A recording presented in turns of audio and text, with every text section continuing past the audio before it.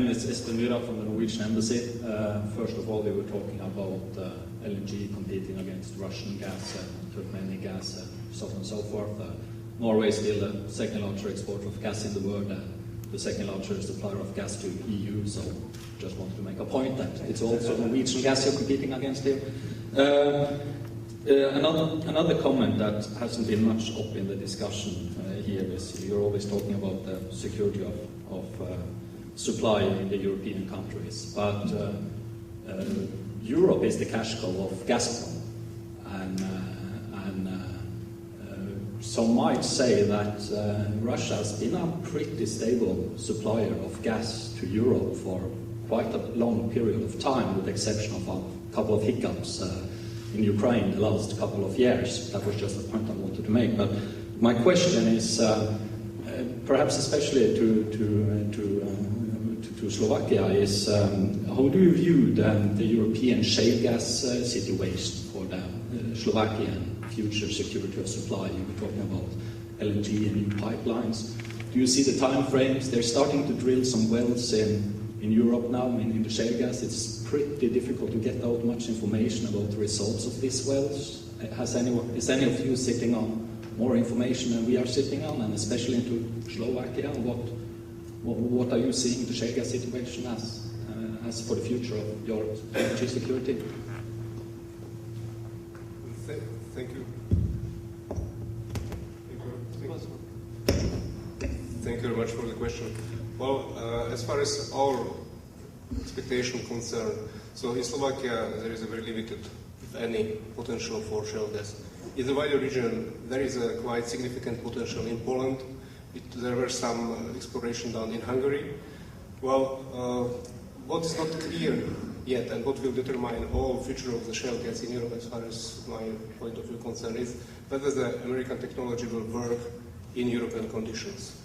Well, as far as I know, in the first attempt commercially, and commercial attempt in Hungary, it didn't work. They were able to use it, to implement the techniques, but the production per well was not as high as was expected, that it was inefficient economically. The situation in Poland is not clear yet, so there are a lot of expectation. There is reserves, theoretical reserves of shale gas, but the drilling is just starting.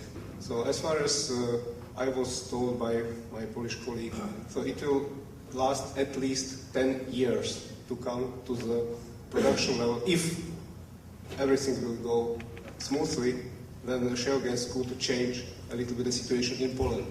So there is no alternatives for the forthcoming decade than as a major supplier for the Central and Eastern Europe as the Russian gas. For the time being, we do not have any other opportunity. So maybe the situation will change in a decade, but there is too many if in this question. Thank you very much. I'd like to qualify your comment about Russian reliability. It depends. You said Russia has been a reliable supplier to Europe. Now, to me, that seems to have a very narrow definition of what Europe is. If you are in Western Europe, yes, Russia has been a reliable supplier. But then your definition of Europe does not include Estonia, Latvia, Lithuania, Ukraine, Moldova, Belarus, Georgia, Armenia, Azerbaijan. All of these countries have systematically been exposed to politically motivated cuts in Russian supply of gas or oil. The Swedish Defense Agency had a study a couple of years ago that counted between 50 and 60 incidents of politically motivated cuts in supply. Now, we all have a choice, we can all say, yeah, they're doing that to the Eastern Europeans, they won't do it to us. If that's your calculation, fine. Then you can go on. But I then think that any prudent consumer would look at the way other consumers are being treated and develop policies accordingly.